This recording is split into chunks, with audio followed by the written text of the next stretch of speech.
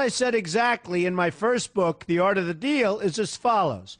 I like thinking big. I always have. To me, it's very simple. If you're going to be thinking anyway, you might as well think big. That book was a bestseller, and it's considered a business classic at this point. But I never thought those words would become bestsellers in their own right. It's an interesting point that I'm famous for two very short statements. Think big and you're fired. But let's stick to the first one for today. And I'd suggest strongly that you pay attention so that you won't have to hear the second one. Thinking big starts with the details and grows from there. Because I'm a builder, I'm very aware of the importance of having a good foundation. You can't take chances in construction. You can't be haphazard and say, well, maybe this will work, maybe it won't, so let's try it and find out. Because a lot of people will be at risk. I have to know if something will work or not. Every inch has to be accounted for. In other words, thinking big starts with being thorough. So number one, be thorough. Don't count on happenstance to get you anywhere, because it won't. Number two, get a momentum going and keep your momentum going. You have to have big ideas, but you've got to have the energy to get them done, which can sometimes take a long time. If you don't have momentum, you will not have what it takes to get the job done. Patience alone isn't enough. I have a lawyer friend who used to refer to me as the reverse tornado who builds everything in his path. I always like that because it implies a lot of energy and a lot of momentum. And that's exactly what it takes to get anything done. So keep your momentum going. Number three, stay focused. You have to stay focused. The minute you lose focus, you will also be losing your momentum. They go together, and you will accomplish a lot more, even amazing things, if you make sure you keep these two things working together for you. I've seen very talented people literally go down the drain because they couldn't seem to keep their focus long enough to get anything done. In this day of multitasking, that can be a real challenge, but it's absolutely necessary. Ask yourself this question: what should I be thinking about right now? That simple question can restore your focus in no time at all. And your answer right now should be listening to Donald Trump. Number four, look at the solution, not the problem. This is very important if you ever want to learn to think big. And here's why. No matter what you do, you're bound to run into problems. It's just part of life, a part of business, a part of anything worth doing.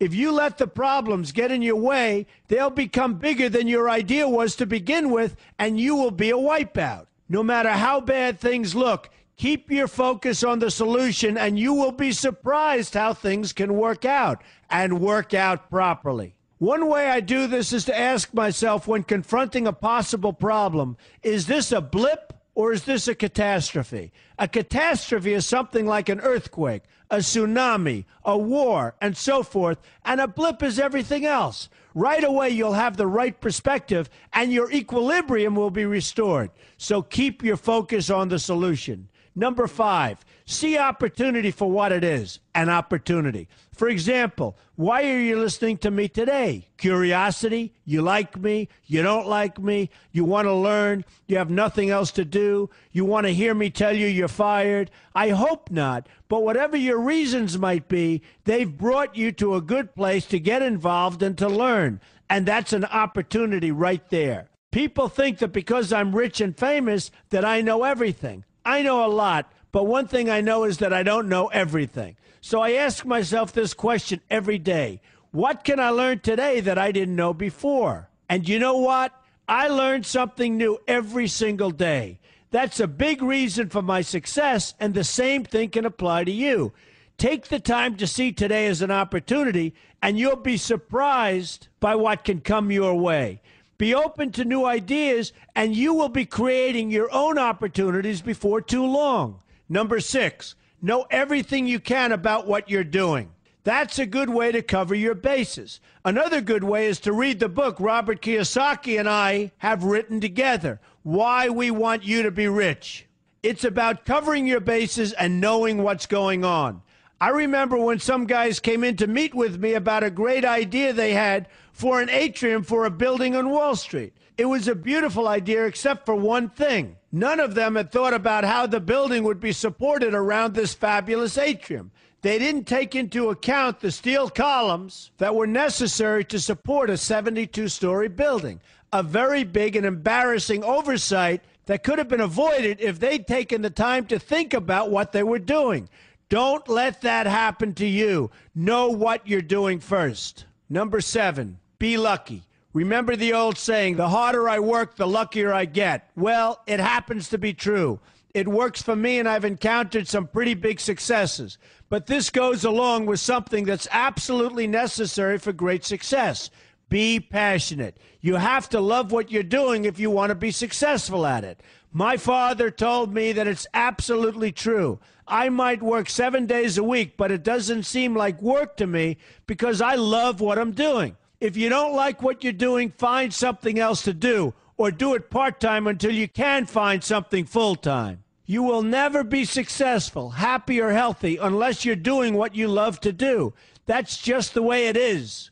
So give it some thought. In fact, give it a lot of thought. For example, if you're feeling frustrated, there are 2 ways to look at the situation.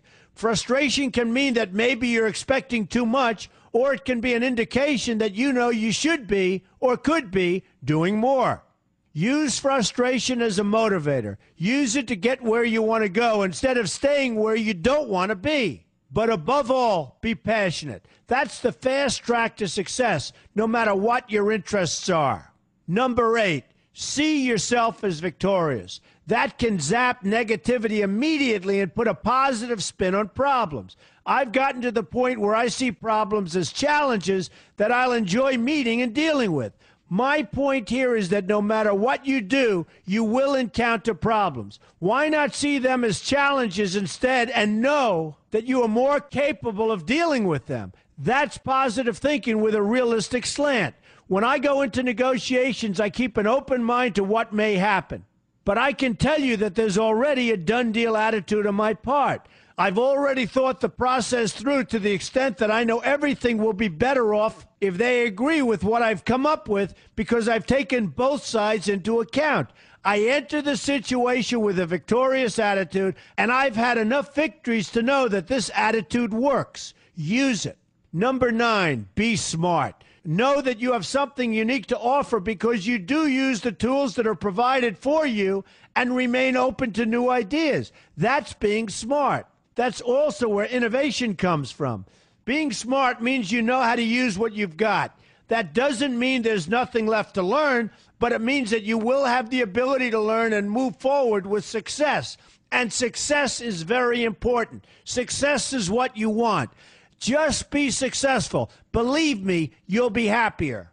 I know people who have had very few real advantages in life, and yet they've managed to become giant successes. They figured out how to use what they had, not to dwell on what they didn't have.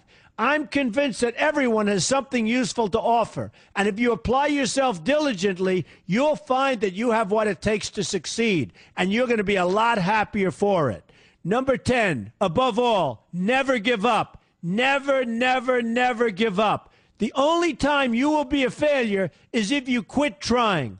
Only losers quit. The biggest losers in the world are quitters. Winners keep on going. So whatever you do, never give up. My father always used to harp, never give up, son, never give up. Don't ever quit. I never want to see you give up or quit. Well, my father was a smart guy, and I listened to him. And remember, think big. A good way to start is to read our new book, Why We Want You to Be Rich. 2 Men, 1 Message. There's a lot of great advice in there for you, and I expect you to pay attention. You're going to do fantastically well. You're going to be a winner, and I'm going to see you in the winner's circle.